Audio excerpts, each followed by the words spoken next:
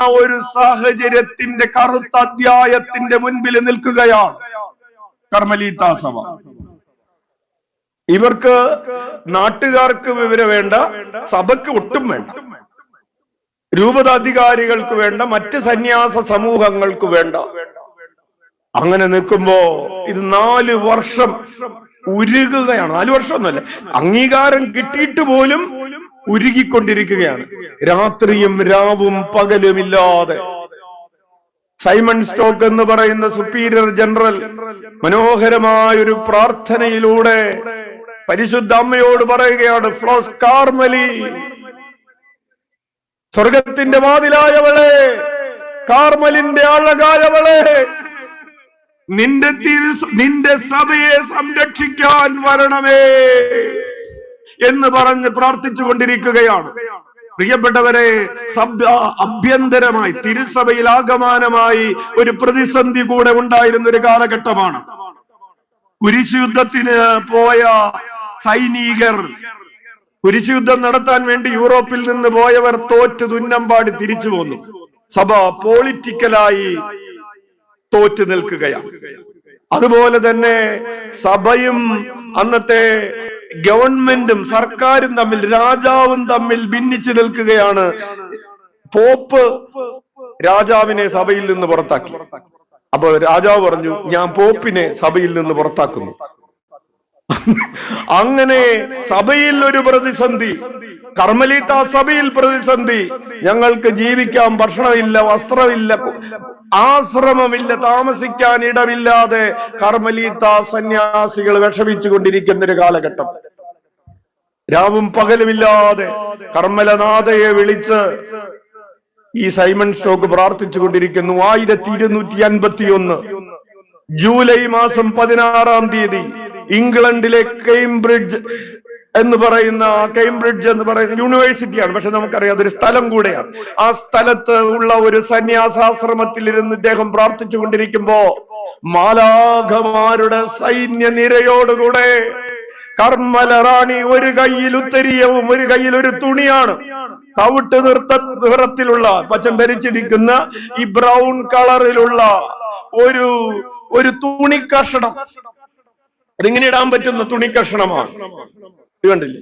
ഈ തുണിക്കഷണവും പിടിച്ചുകൊണ്ട് അമ്മ കർമ്മലനാഥ സൈമൺ സ്റ്റോക്കിന് പ്രത്യക്ഷപ്പെട്ടിട്ട് പറഞ്ഞു, എന്റെ സംരക്ഷണത്തിന്റെ അടയാളമായി നീ ഇത് വെച്ചോ, ഇതെന്റെ വസ്ത്രമാണ്, ഈ സഭയെ, കർമ്മല സഭ എന്റെ സ്വന്തമാണ് എന്നുള്ളതിന്റെ അടയാളമായി അമ്മ തന്റെ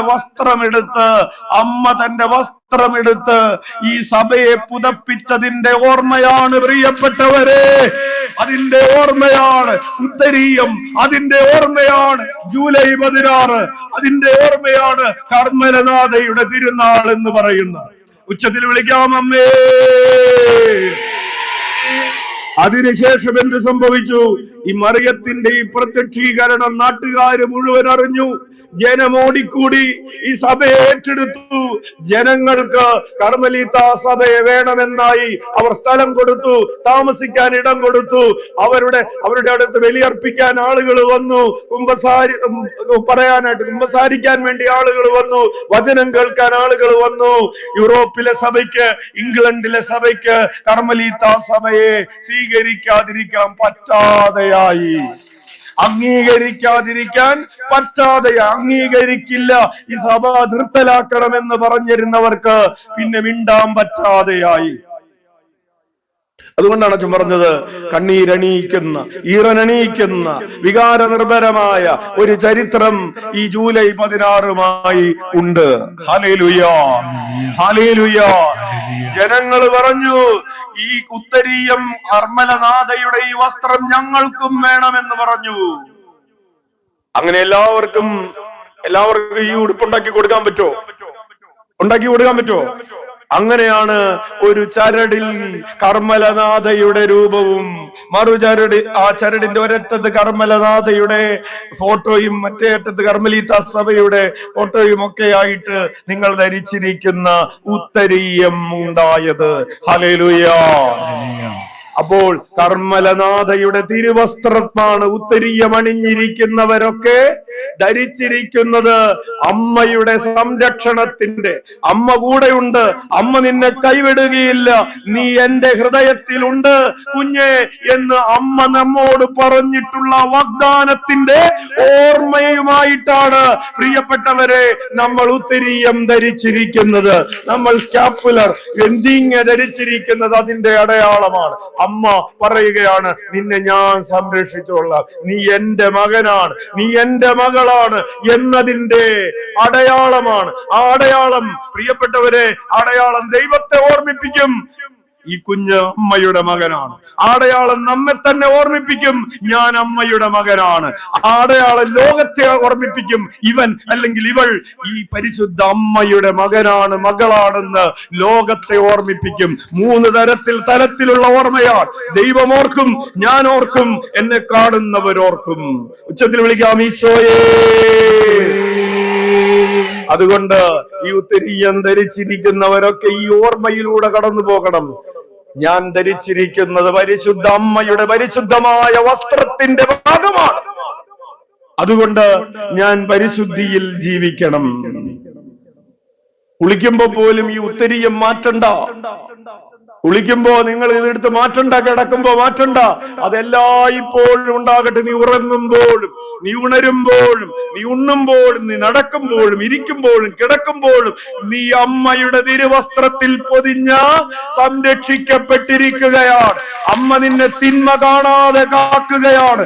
അമ്മ നിന്നെ സംരക്ഷിക്കുകയാണ്. ഉച്ചത്തിൽ വിളിക്കാം ഈശോയേ. ഹല്ലേലൂയ. പ്രിയപ്പെട്ടവരെ, കർമ്മലീത്ത സഭയ്ക്ക് മാത്രമല്ല അമ്മ ഇങ്ങനെ ആ സംരക്ഷണവുമായി പ്രത്യക്ഷപ്പെടാൻ പോകുന്നത്. നമ്മുടെ ജീവിതത്തിന്റെ പ്രതിസന്ധികൾ ഉണ്ടാകും, എല്ലാവരും മാറ്റി നിർത്തുന്ന സമയങ്ങൾ ഉണ്ടാകും, ആർക്കും വേണ്ട എന്ന് പറയപ്പെടുന്ന സാഹചര്യങ്ങൾ ഉണ്ടാകും, നിന്നെ എന്തിനു കൊള്ളാമെന്ന് പറയപ്പെടുന്ന സാഹചര്യം ഉണ്ടാകും. ഞാൻ തീർന്നു, ഞാൻ നശിച്ചു, ഞാൻ ഇനി ഇല്ല, ഞാൻ ചത്തേ എന്ന് പറയുന്ന ചില നിമിഷങ്ങൾ നിന്റെ ജീവിതത്തിൽ ഉണ്ടാകും. അടിക്കടി പരാജയങ്ങൾ, പരീക്ഷകൾ എഴുതിയിട്ട് ജയിക്കുന്നില്ല, കടബാധ്യത മാറുന്നില്ല, രോഗം ചികിത്സിച്ചിട്ട് മാറുന്നില്ല, ഇനി ആശുപത്രിയിലേക്ക് വരണ്ട എന്ന് ഡോക്ടർ പറഞ്ഞിട്ടുള്ള സമയമുണ്ടാകും. മരണം കാത്തു കിടക്കുന്നു എന്ന തോന്നലുണ്ടാകും.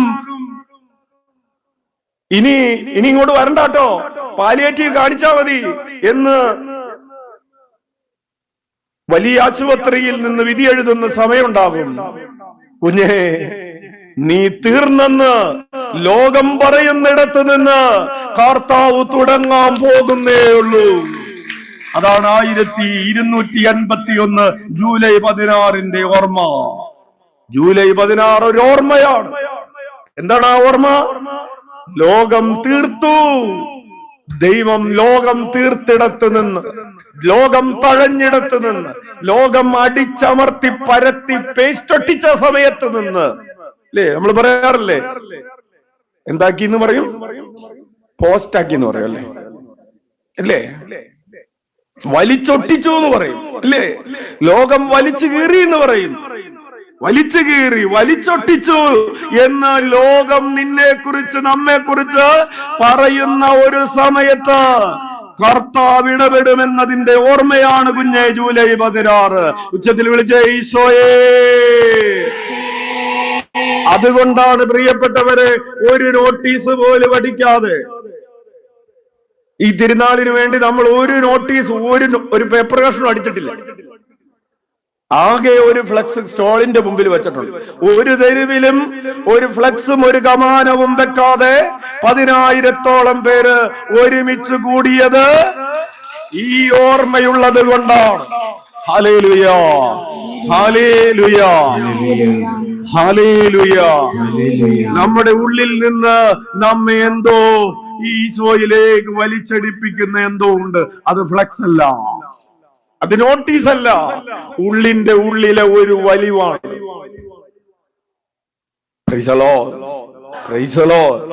പ്രിയപ്പെട്ടവർ, ഈ ദിവസത്തെ ഓർത്ത് നന്ദി പറയാം.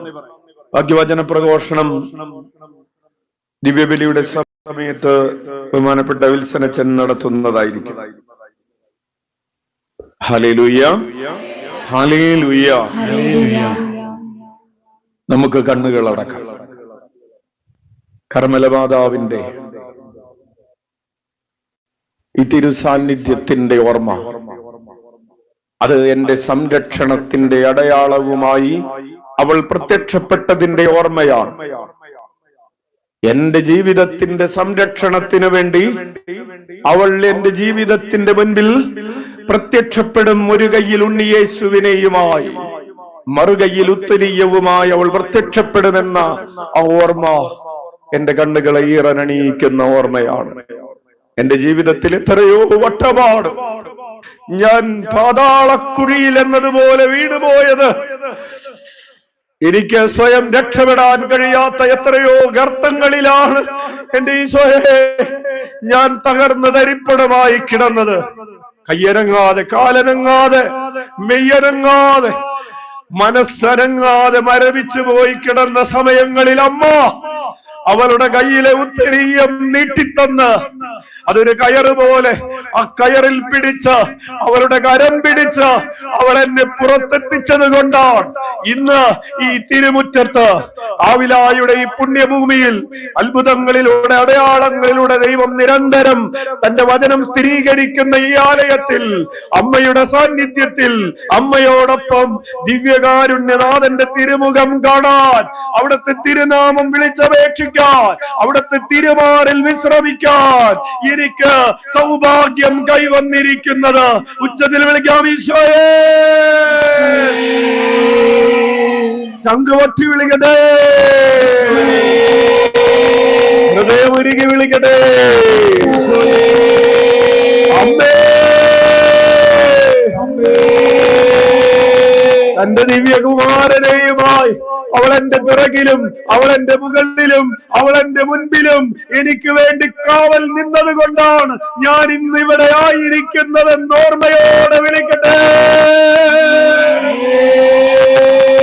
പാപം ചെയ്യുന്നതിന് മുമ്പ് അമ്മേ ഞാൻ മരിക്കാൻ ഇടവരട്ടെ എന്ന് പ്രാർത്ഥിച്ച ആ ഡൊമിനിക് സാവിയോയുടെ പുണ്യത്തോട് ചേർന്ന് വിളിക്കട്ടെ. കർമ്മലനാഥയോട് ഇന്നു മുതൽ നീയാണ് എന്റെ അമ്മ എന്ന് പറഞ്ഞ കൊച്ചു ത്രേസ്യയോട്, അമ്മ ത്രേസ്യയോട് ചേർന്ന് വിളിക്കട്ടെ. ഇനി മുതൽ കർമ്മലനാഥയായിരിക്കും നമ്മളുടെ ഈ ആശ്രമത്തിന്റെ അധിപതി എന്ന് പറഞ്ഞ അമ്മ ത്രേസ്യയോട് ചേർന്ന് വിളിക്കട്ടെ. ഉച്ചത്തിൽ വിളിക്കാം ഈശോയേ.